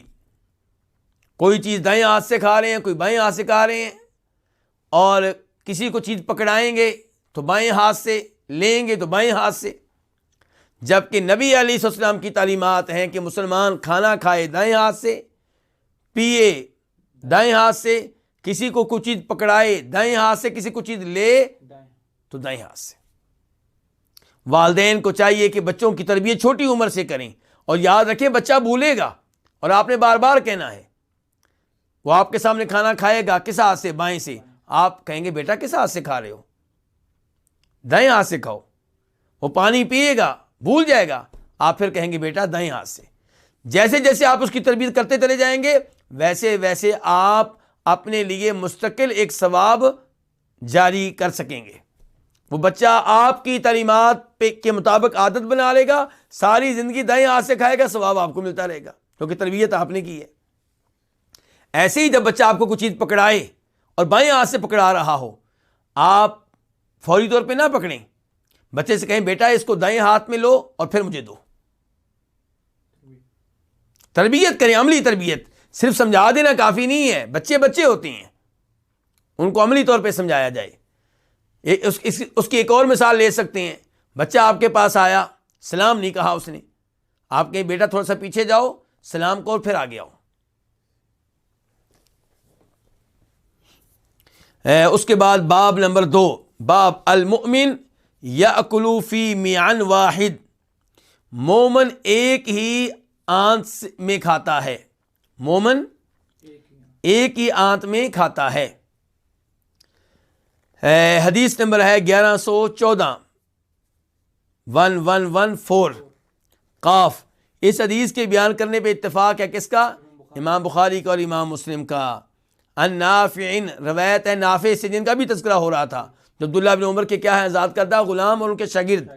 نافع سے روایت ہے، وہ کہتے ہیں کان ابن عمر، کہ عبداللہ بن عمر لا یأکلوا، کھانا نہیں کھاتے تھے، حتی یؤتی بمسکین یأکل معہ، یہاں تک کہ کسی ایسے مسکین کو لایا جاتا جو ان کے ساتھ مل کر کھانا کھائے۔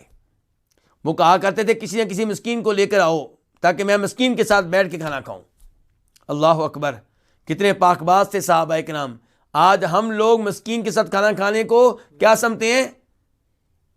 اپنی بےزتی و توہین سمجھتے ہیں کہ اس کے ساتھ میں بیٹھوں ایک جگہ پہ، کسی نے دیکھ لیا تو کیا کہے گا۔ تو عبداللہ بن عمر جو تھے کھانا نہیں کھاتے تھے، حتی یؤتی بمسکین، یہاں تک کہ کسی ایسے مسکین کو لایا جاتا جو ان کے ساتھ کھانا کھائے۔ فادخلت رجلا یأکل معہ، تو میں نے ایک آدمی کو داخل کیا جو ان کے ساتھ مل کے کھانا کھائے، ان کے گھر میں لے کر آیا باہر سے اور گھر میں داخل کیا تاکہ وہ جناب عبداللہ بن عمر کے ساتھ مل کر کھانا کھائے۔ فاکل کثیرا، اس نے بہت کھانا کھایا۔ کتنا کھانا کھایا؟ بہت۔ فقال، تو کہا جناب عبداللہ بن عمر نے، یا نافع، اے نافع، لا تدخل هذا علی، اس شخص کو دوبارہ میرے پاس نہ لے کر آنا، اس شخص کو دوبارہ میرے پاس لے کر نہ آنا۔ سمعت النبی صلی اللہ علیہ وسلم یقول، میں نے نبی علیہ الصلوۃ والسلام سے سنا تھا کہ آپ فرما رہے تھے، المؤمن یأکل فی میعن واحد، مومن ایک ہی آنت میں کھاتا ہے، اور والکافر یأکل فی سبعۃ امعاء، اور کافر 7 آنتوں میں کھاتا ہے۔ یہ آدمی جسے لایا گیا تھا یہ کون تھا؟ ابھی جو ہم حدیث پڑھ رہے ہیں اس کا بخاری میں نمبر ہے 5393، اور 5395 میں وضاحت آئی ہے کہ اس آدمی کو کہتے تھے ابو نہیک، اور وہ بہت کھانا کھایا کرتا تھا۔ تو عبداللہ بن عمر نے جب یہ حدیث سنائی اور اس آدمی کو یہ حدیث معلوم ہوئی تو اس نے کہا، فَأَنَا أُؤْمِنُ بِاللَّهِ وَرَسُولِهِ، کہ آپ کہہ رہے ہیں کہ اللہ کے رسول فرماتے ہیں صلی اللہ علیہ وسلم کہ مومن ایک آنت میں کھاتا ہے اور کافر 7 آنتوں میں کھاتا ہے، تو میں اللہ تعالیٰ پہ بھی ایمان لایا اور اللہ کے رسول پہ بھی ایمان لایا۔ اس کو کہتے ہیں ایمان، یعنی کہ حالانکہ اس حدیث کا اطلاق اور استعمال انہی پہ ہو رہا تھا، ابو نہیک پہ، اور جب کسی پہ حدیث کا استعمال کیا جائے تو وہ کیا کرتا ہے؟ وہ حدیث کو ماننے سے انکار کر دے گا یا کوئی تعویل کرے گا۔ لیکن یہ کیا کہہ رہے ہیں؟ میں اللہ پہ بھی ایمان لایا، اللہ کے رسول پہ بھی ایمان لایا، کہ جو آپ کہہ رہے ہیں اللہ کے رسول نے کہا میں نے مان لیا۔ یہ کوئی معمولی بات نہیں، بہت بڑی بات ہے۔ تو یہ جو اس حدیث میں آیا ہے کہ مومن جو ہے وہ ایک ہی آنت میں کھاتا ہے، یعنی کہ تھوڑا کھانا کھاتا ہے، اور کافر 7 آنتوں میں کھاتا ہے، اس کی تائید ایک اور ایت سے بھی ہوتی ہے۔ اللہ تعالیٰ فرماتے ہیں قرآن حکیم میں سورہ محمد میں، والذین کفروا یتمتعون ویأکلون کما تأکل الانعام والنار مثوی لہم، کہ وہ لوگ جنہوں نے کفر کی راہ اختیار کی، جو کافر ہیں، وہ دنیا میں مزے اڑا رہے ہیں اور ایسے کھانا کھاتے ہیں جیسے جانور کھاتے ہیں، اور ان کا ٹھکانہ کیا ہے؟ وہ جہنم ہے۔ تو زیادہ کھانا کھانا یہ کافروں کا کام ہے، مسلمان کو مناسب کھانا کھانا چاہیے، اور اس کے کئی فوائد ہیں، صحت کے لحاظ سے بھی اور اس لحاظ سے بھی کہ آپ کی طبیعت میں چستی رہے گی، آپ اللہ کی عبادت کر سکیں گے، آپ تلاوت کر سکیں گے۔ اگر بہت زیادہ کھانا کھائیں گے آپ کی طبیعت بوجھل ہو جائے گی، عبادت کرنے کو دل نہیں چاہے گا، علم لینے کو دل نہیں چاہے گا۔ تو اس لیے بہت زیادہ کھانا کھانے سے اجتناب کرنا چاہیے۔ اس کے بعد حدیث نمبر 1115، اس حدیث کو روایت کرنے والے کون ہیں؟ امام بخاری۔ عن ابی جحیفہ قال، روایت ہے ابو جحیفہ سے۔ ابو جحیفہ کون ہے؟ وہب بن عبداللہ السوائی رضی اللہ تعالی عنہ۔ قال، وہ کہتے ہیں قال رسول اللہ صلی اللہ علیہ وسلم، کہ فرمایا رسول اللہ صلی اللہ علیہ وسلم نے، لا آکل متکئا، میں ٹیک لگا کے کھانا نہیں کھاتا۔ ٹیک لگا کے میں کھانا نہیں کھاتا، یہ آپ کا عمل ہے کہ آپ کا حکم ہے؟ یہ عمل ہے۔ آپ اپنا بتا رہے ہیں کہ میں ٹیک لگا کے کھانا نہیں کھاتا، اور کہنا کیا چاہتے ہیں کہ میں تمہارا نبی اور رسول ہوں، اور تمہیں اللہ نے پابند کیا ہے اس بات کا کہ میرے نقش قدم پہ چلو، تو تم بھی ٹیک لگا کے کھانا کھانے سے اجتناب کیا کرو۔ لیکن آپ نے حکم نہیں دیا بہرحال، یعنی کہ آپ یہی کہیں گے کہ جو ٹیک لگا کے کھانا کھاتا ہے وہ کوئی اچھا کام نہیں کر رہا، اس کا یہ عمل کیا ہے؟ مکروہ ہے، ناپسندیدہ ہے۔ تو آپ کہہ رہے ہیں میں ٹیک لگا کے کھانا نہیں کھاتا۔ اس میں ایک پیغام تو یہ ہے کہ میں کوئی متکبر نہیں ہوں، میں ان میں سے نہیں ہوں جن میں تکبر ہوتا ہے اور وہ ٹیک لگا کے کھانا کھاتے ہیں۔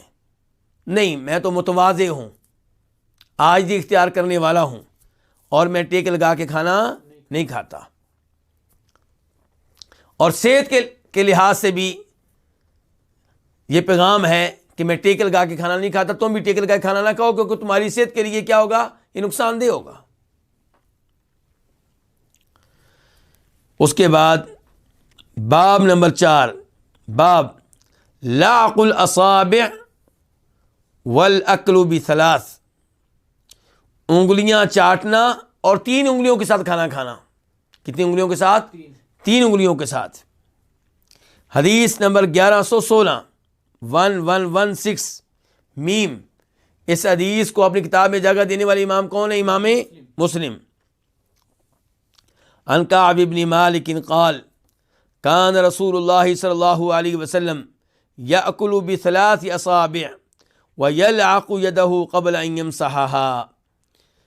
کعب بن مالک سے روایت ہے، وہ کہتے ہیں کہ رسول اللہ صلی اللہ علیہ وسلم 3 انگلیوں کے ساتھ کھانا کھایا کرتے تھے۔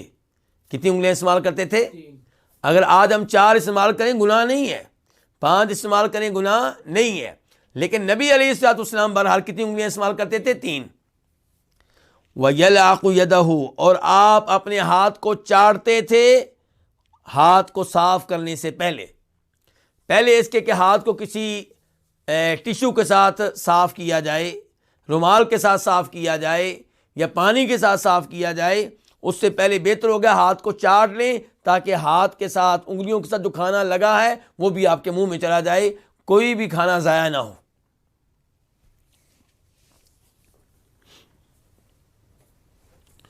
اس کے بعد کیا ہے؟ باب نمبر 5، باب اذا وقعت لقمۃ فلیأخذها، جب کوئی لقمہ گر جائے تو اس کو کیا کرے؟ پکڑ لے، یعنی کہ اس کو پھینکنا نہیں ہے، اس لقمے کو کیا کرنا ہے؟ پکڑنا ہے۔ حدیث نمبر 1117، 1117 میم۔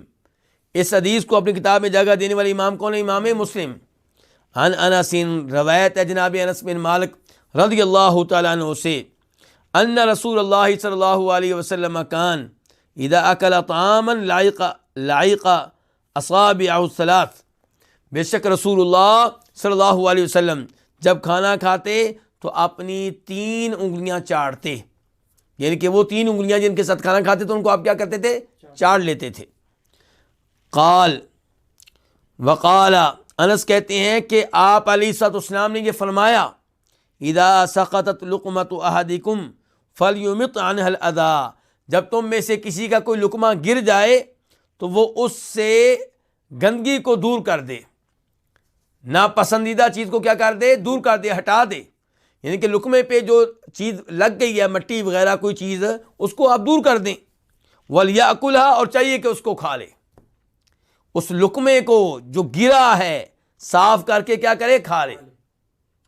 دین اسلام کی عظمت دیکھیے، رزق کا کتنا احترام ہے۔ وَلَا يَدَعْهَا لِلشَّيْطَانِ، فرمایا اس لقمے کو شیطان کے لیے نہ چھوڑے،